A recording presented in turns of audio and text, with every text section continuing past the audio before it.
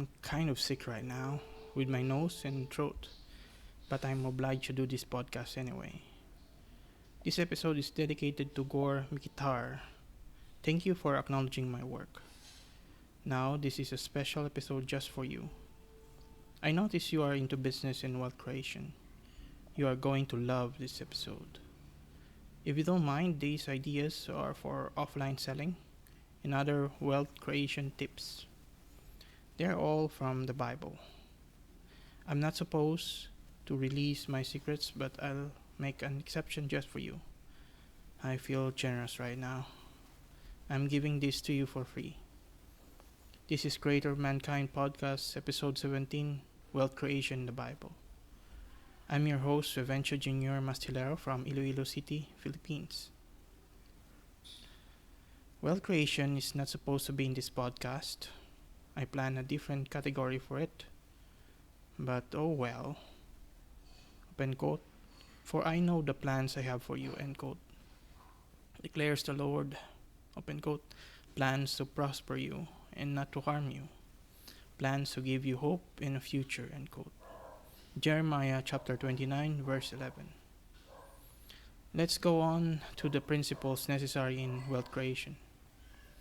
Jesus Christ taught, open quote, whoever exalts himself will be humbled, and whoever humbles himself will be exalted, end quote.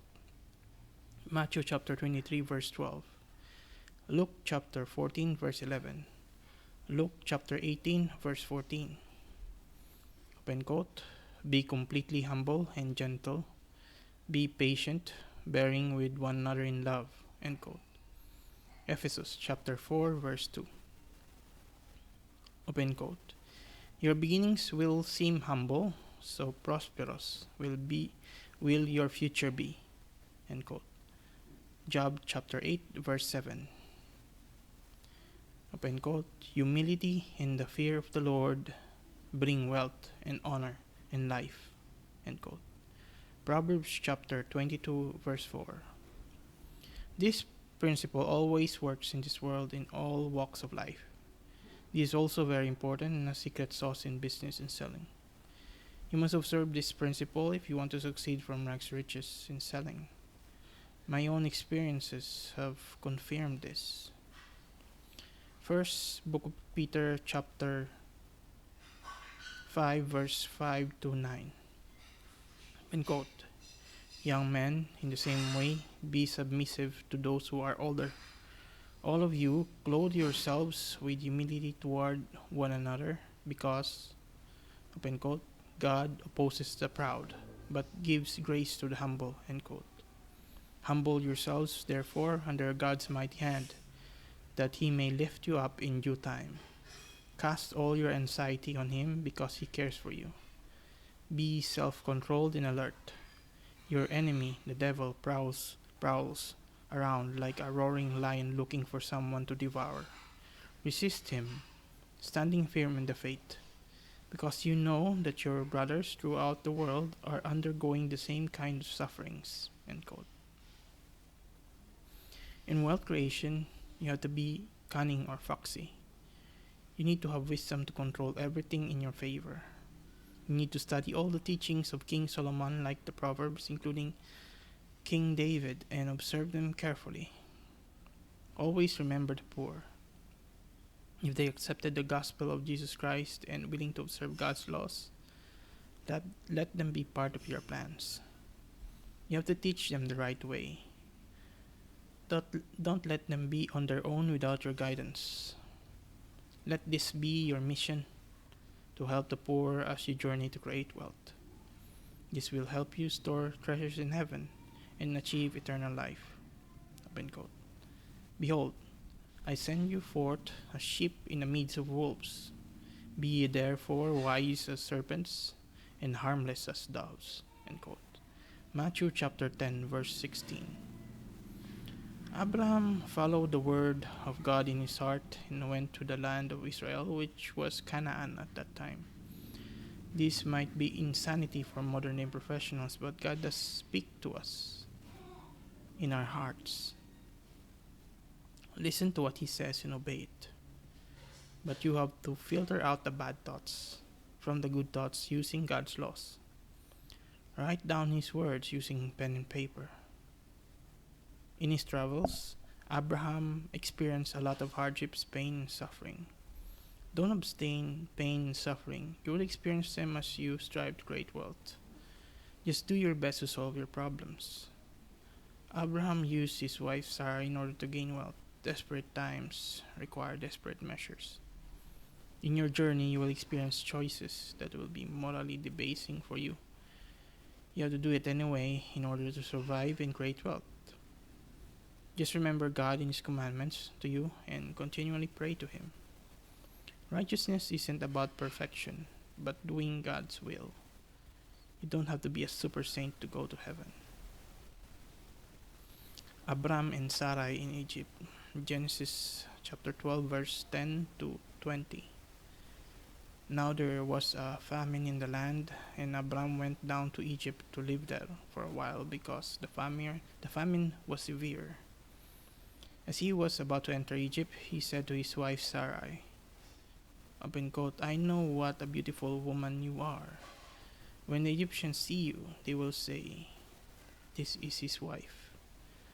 Then they will kill me, but will let you live. Say you are my sister, so that I will be treated well for your sake, and my life will be spared because of you." End quote. When Abram came to Egypt, the Egyptians saw that she was a very beautiful woman. And when Pharaoh's officials saw her, they praised her to Pharaoh. When she was taken to his palace, he treated Abram well for her sake, and Abram acquired sheep and cattle, male and female donkeys, men servants and maid servants, and camels. But the Lord inflicted serious diseases on Pharaoh and his household because of Abram's wife Sarai. So Pharaoh summoned Abram. Open quote. "What have you done to me?" End quote, he said. Open quote. "Why didn't you tell me she was your wife? Why did you say she is my sister? So that I took her to be my wife? Now then, here is your wife. Take her and go." End quote. Then Pharaoh gave orders about Abram to his men, and they sent him on his way, with his wife and everything he had. Albeit we don't know the real motives of Abraham, he has a better moral choice to move away, but he insisted of staying to a more prosperous place. He keeps on saying half-truths and uses his wife. There is really some kind of deception here. He got entangled again to another king, this time with King Abimelech. This made Abraham very rich. Abraham and Abimelech. Genesis chapter 20 verse 1 to 18. Now Abraham moved on from there into the region of the Negev and lived between Kadesh and Shur. For a while he stayed in Gerar, and there Abraham said to his wife Sarah, open quote, "She is my sister." End quote. Then Abimelech king of Gerar sent for Sarah and took her. But God came to Abimelech in a dream one night and said to him, open quote, "You are as good as dead, because of the woman you have taken. She is a married woman." End quote. Now Abimelech had not gone near her, so he said, open quote, "Lord, will you destroy an innocent nation? Did you say to me, 'She is my sister,' and didn't she also say, 'He is my brother'? I have done this with a clear conscience and clean hands." End quote. Then God said to him in the dream, open quote, "Yes, I know you did this with a clear conscience, and so I have kept you from sinning against me. That is why I did not let you touch her. Now return the man's wife, for he is a prophet, and he will pray for you, and you will live. But if you do not return her, you may be sure that you and all yours will die." End quote.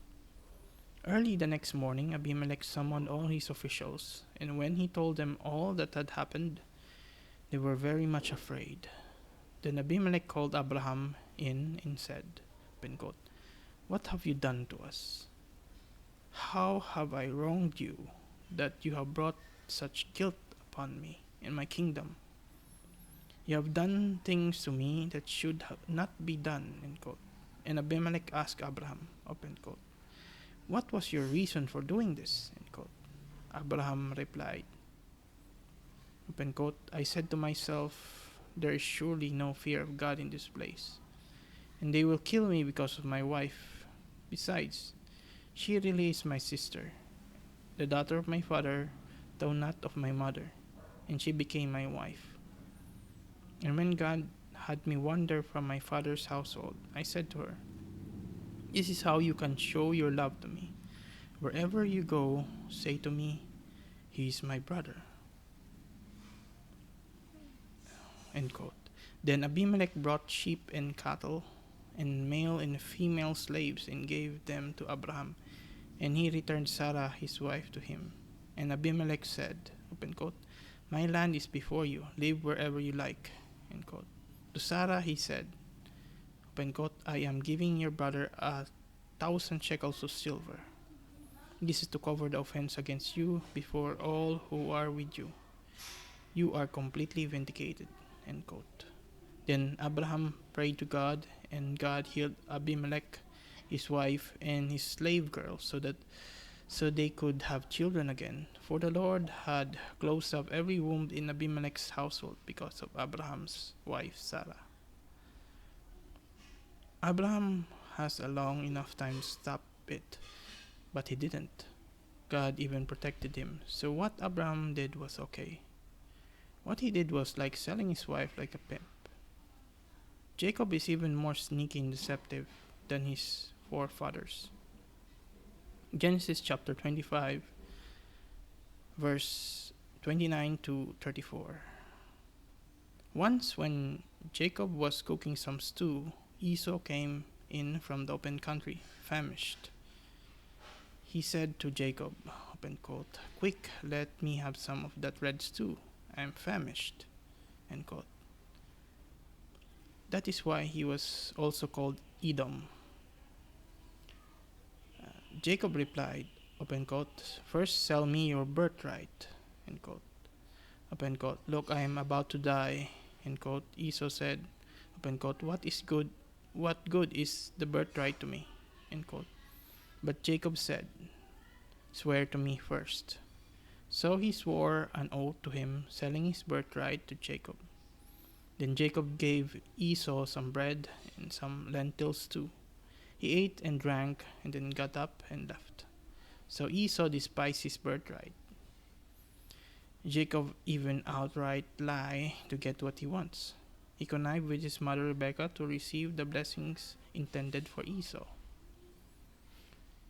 Isaac blesses Jacob. Genesis chapter 27, verse 1 to 27. When Isaac was old and his eyes were so weak that he could no longer see, he called for Esau, his older son, and said to him, open quote, my son, end quote. Open quote, here I am. End quote, he answered. Isaac said, open quote, I am now an old man and don't know the day of my death. Now then, get your weapons, your quiver and bow, and go out to the open country to hunt some wild game for me. Prepare me the kind of tasty food I like, and bring it to me to eat, so that I may give you my blessing before I die. End quote. Now Rebekah was listening as Isaac spoke to his son Esau. When Esau left for the open country to hunt game and bring it back, Rebekah said to her son Jacob, open quote, look, I overheard your father say to your brother Esau, bring me some game and prepare me some tasty food to eat, so that I may give you my blessing in the presence of the Lord before I die. Now, my son, listen carefully and do what I tell you. Go out to the flock and bring me 2 choice young goats, so I can prepare some tasty food for your father, just the way he likes it. Then take it to your father to eat, so that he may give you his blessing before he dies. End quote. Jacob said to Rebekah his mother, open quote, but my brother Esau is a hairy man, and I'm a man with smooth skin. What if my father touches me? I would appear to be tricking him, and I would bring down a curse on myself rather than a blessing. End quote. His mother said to him, open quote, my son, let the curse fall on me. Just do what I say. Go and get them for me. End quote. So he went and got them and brought them to his mother. And she prepared some tasty food, just the way his father liked it. Then Rebekah took the best clothes of Esau, her older son, which she had in the house, and put them on her younger son Jacob. She also covered his hands and the smooth part of his neck with the goat skins. Then she handed her son Jacob the tasty food and the bread she had made. He went to his father and said, my father. Open quote, yes, my son, end quote, he answered. Open quote, who is it? End quote, Jacob said to his father, open quote, I am Esau, your firstborn. I have done as you told me. Please sit up and eat some of my game, so that you may give me your blessing. End quote. Isaac asked his son, open quote, how do you find it so quickly, my son? End quote, open quote. The Lord your God gave me success, end quote, he replied. Then Isaac said to Jacob, open quote, come near so I can touch you, my son. I don't know whether you really are my son Esau or not, end quote. Jacob went close to his father Isaac, who touched him and said, open quote, the voice is the voice of Jacob, but the hands are the hands of Esau, end quote.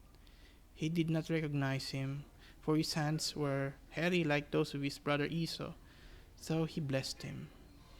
Open quote, are you really my son Esau? End quote, he asked.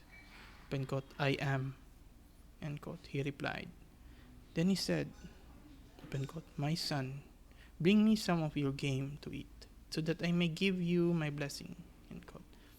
Jacob brought it to him, and he ate, and he brought some wine, and he drank. Then his father Isaac said to him, open quote, come here, my son, and kiss me, end quote. So he went to him and kissed him. When Isaac caught the smell of his clothes, he blessed him and said, open quote, ah, the smell of my son is the smell of a field that the Lord has blessed. May God give you of heaven's dew and of earth's riches, an abundance of grain and new wine. May nations serve you and peoples bow down to you. Be Lord over your brothers, and may the sons of your mother bow down to you. May those who curse you be cursed, and those who bless you be blessed. End quote. After Isaac finished blessing him, and Jacob had scarcely left his father's presence, his brother Esau came in from hunting. He too prepared some tasty food and brought it to his father.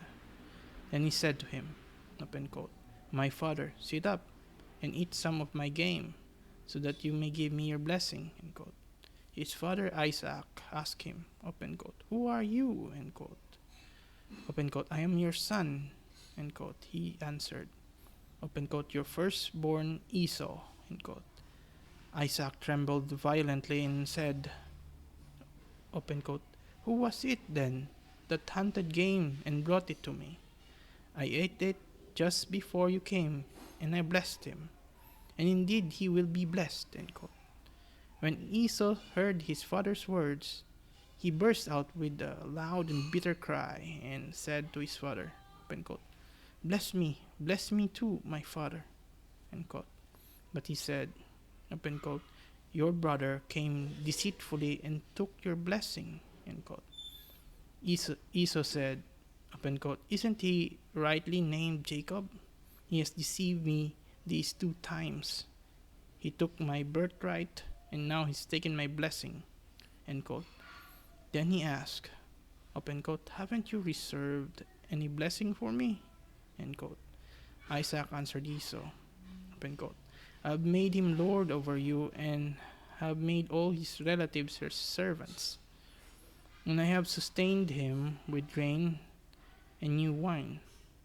So what can I possibly do for you, my son? End quote.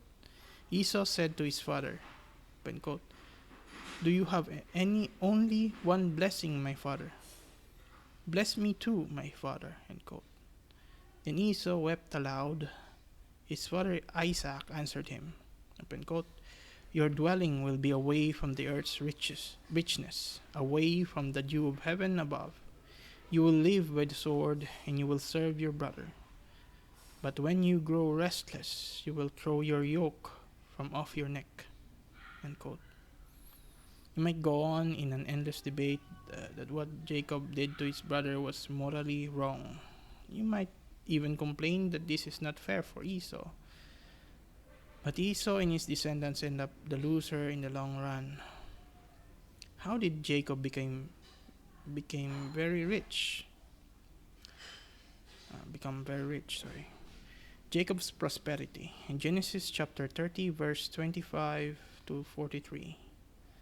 After Rachel gave birth to Joseph, Jacob said to Laban, open quote, send me on my way so I can go back to my own homeland.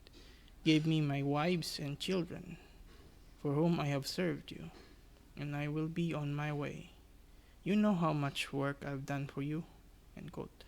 But Laban said to him, open quote, if I have found favor in your eyes, please stay. I have learned by divination that the Lord has blessed me because of you. End quote. He added, open quote, name your wages and I will pay them. End quote. Jacob said to him, open quote, you know how I worked for you and how your livestock has fared under my care. The little you had before I came has increased greatly, and the Lord has blessed you wherever I have been. But now, when I do something for my own household, But now, when may I do something for my own household? End quote. Open quote, what shall I give you? End quote, he asked. Open quote, don't give me anything. End quote. Jacob replied, open quote, but if you will do this one thing for me, I will go on tending your flocks and watching over them. Let me go through all your flocks today and remove from them every speckled and spotted sheep, every dark-colored lamb, and every spotted or speckled goat. They will be my wages, and my honesty will testify for me in the future. Whenever you check on the wages you have paid me, any goat in my possession that is not speckled or spotted, or any lamb that is not dark-colored, will be considered stolen. End quote. Open quote, agreed, end quote, said Laban. Let be as you have said, end quote. That same day he removed all the male goats that were streaked or spotted, and all the speckled or spotted female goats, open parenthesis, all that have been white on them, close parenthesis, and all the dark-colored lambs, and he placed them in the care of his sons. And he put a 3-day journey between himself and Jacob. While Jacob continued to tend the rest of Laban's flocks, Jacob, however, took fresh-cut branches from poplar, almond, and plane trees and made white stripes on them by peeling the bark and exposing the white inner wood of the branches. Then he placed the peeled branches in all the watering troughs so that they would be directly in front of the flocks when they came to drink. When the flocks were in heat and came to drink, they mated in front of the branches. And they bore young that were streaked or speckled or spotted. Jacob set apart the young of the flock by themselves, but made the rest face the streaked and dark-colored animals that belonged to Laban. Thus he made separate flocks for himself, and did not put them in Laban's animals. Wherever the stronger females were in heat, Jacob would place the branches in the troughs in front of the animals, so they would mate near the branches. But if the animals were weak, he would not place them there. So the weak animals went to Laban, and the strong ones to Jacob. In this way the man grew exceedingly prosperous, and came to own large flocks, and maidservants and menservants, and camels and donkeys. The following passage is the most important text in scriptures for me about rags to riches. Elisha in the widow's oil. Second book of Kings, chapter 4, verse 1 to 7. The wife of a man from the company of prophets cried out to Elisha, open quote, your servant, my husband, is dead. You know that he revered the Lord, but now his creditor is coming to take my 2 boys as his slaves. End quote. Elisha replied to her, open quote, how can I help you? Tell me, what do you have in your house? End quote. Open quote, your servant's nothing there at all. End quote. She said, open quote, except a little oil. End quote. Elisha said, open quote, go around and ask all your neighbors for empty jars. Don't ask for just a few. Then go inside and shut the door behind you and your sons. Pour oil into all the jars, and as each is filled, put it to one side. End quote. She left him, and afterward shut the door behind her and her sons. They brought the jars to her, and she kept pouring. When all the jars were full, she said to her son, open quote, bring me another one. End quote. But he replied, open quote, there is not a jar left. End quote. Then the oil stopped flowing. She went and told the man of God, and he said, open quote, go, sell the oil and pay your debts. You and your sons can live on what is left. End quote. There are many hidden principles here that are yet to be discovered. From a very poor state, I started believing this passage, and this became my guide. The principle contained here helped me a lot in my life to gain wealth. In all my experiences and conclusion, this is the best passage of them all. A priest would say, open quote, you have to be perfect in order to enter heaven. End quote. I have no offense to priests, but this bull crap. They're preventing people to go to heaven because of this constant shaming of others and life full of guilt nonsense.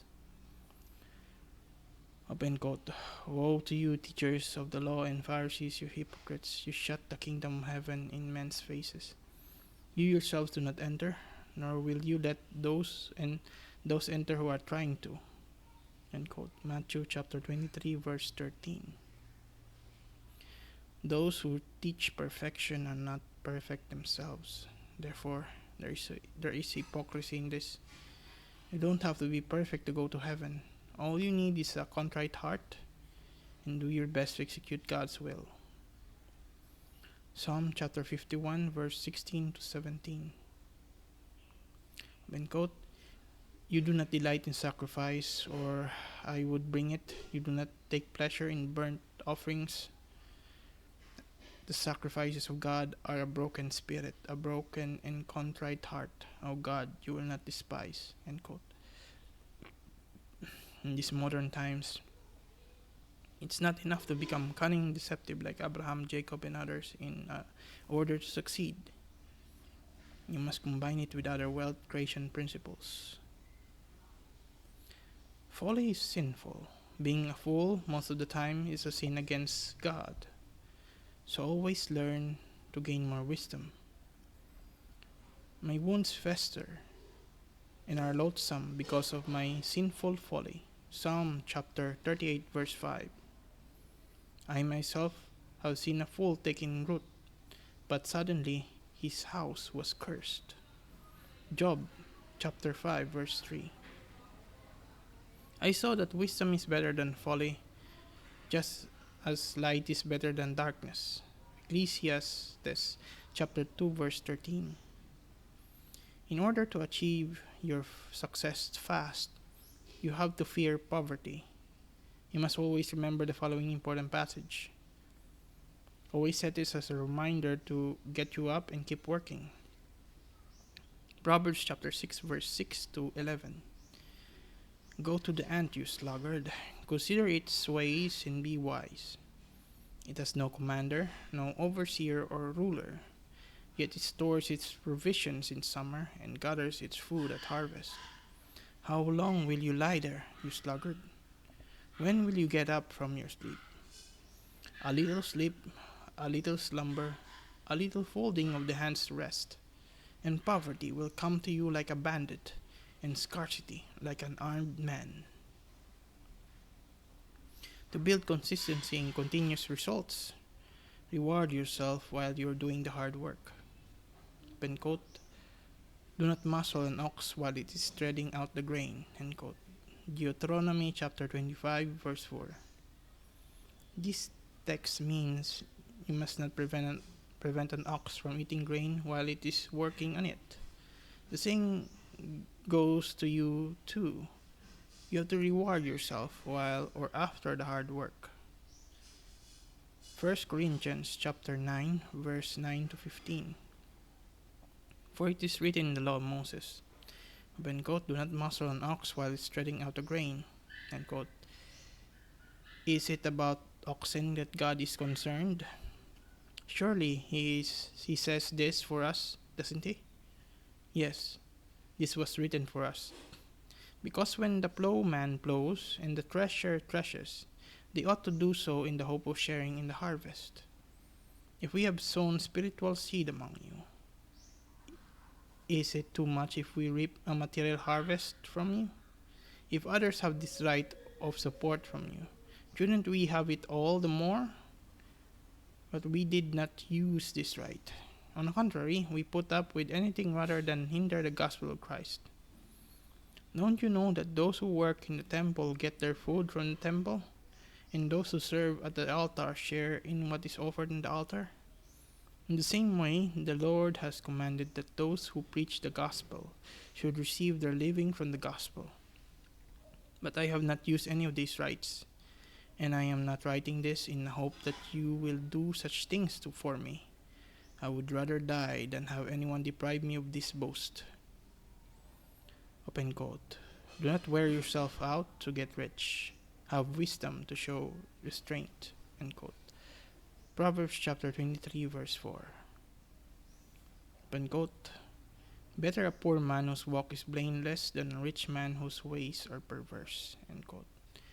Proverbs chapter 28 verse 6. When I was building each of the 7 businesses, my parents always said negative things to me. I've showed them my plans, but they don't want to follow the plan. Every month or week they visit me, they would say, open quote, your business is going to fail, end quote. Open quote, you're an idiot for doing this, end quote. Open quote, you are wasting your time, effort, and money, etc. They're not teaching me how to do business. I'm just doing it myself and trying to learn from Robert Kiyosaki, Donald Trump, Brian Tracy, etc. My parents said far more negative things to me than all the people I've met in all the provinces of the Philippines. From the very start of my business venture, they insist I should get a job and forget about business. Open quote. Plans fail for lack of counsel, but with many advisors they succeed. End quote. Proverbs chapter 15 verse 22. Yes, there are times that I have failed, but somehow I managed to gain income and profit. When I became sick, they would take over, and months or years later, they would close the business because they were unable to run it. They were complaining of the workers in it. Only one of the businesses still stands today for many years. I blamed myself for planning the businesses that way. I have learned from my mistakes. Never trust your parents or relatives for your businesses, especially those who mostly depends on luck. Corruption is very high if you leave your business to your family and relatives. Be careful with your words and people you hang with. They will become a self-fulfilling prophecy. Always see the signs. If it is bad, don't do it. Bad things happen to good people and bad people. Look for a good mentor. Align your plans according to God's teachings. Be disciplined and self-controlled all the time. When I went into business, I would switch from 3 different modes. Number 1, aggressive. Number 2, moderate. And number 3, laid back or passive. Being aggressive brings the best results, but from time to time you have to switch to different modes. You can't be aggressive all the time, otherwise you will wear yourself out. I guess the saying is true. Open quote. Don't put your eggs in one basket. End quote. Pardon. Have multiple streams of income. You'll never know which one will succeed. When one succeeds, focus on it. You may take it easy until you found profit, then work hard on it. Open quote. Sow your seed in the morning, and at evening let not your hands be idle. For you do not know which will succeed, whether this or that, or whether both will equally do well. End quote. Ecclesiastes chapter 11 verse 6. There are more teachings in the Bible about wealth creation than what I have told you. I think this is enough. I do not wish to share any more of my very expensive knowledge. There are many instances that I almost died trying to achieve them. My left leg bone was struck and damaged by a steel bike parts. My truck almost fell off the cliff during my ventures. I almost have a heat stroke while selling on midday, and many others. I've traveled far and wide. These hard-earned principles are really not for free. Well, I need to stop this podcast for a while, and I have more important matters to attend to. My next project is on a higher level goal setting and accomplishing tasks. London Real inspired me about this with their accountability document. I believe my idea is a better way of accomplishing goals. I'm going to share it to London Real and some worthy friends after I completed it. This is the end of episode 17, Wealth Creation in the Bible. Thank you everyone for listening. God bless.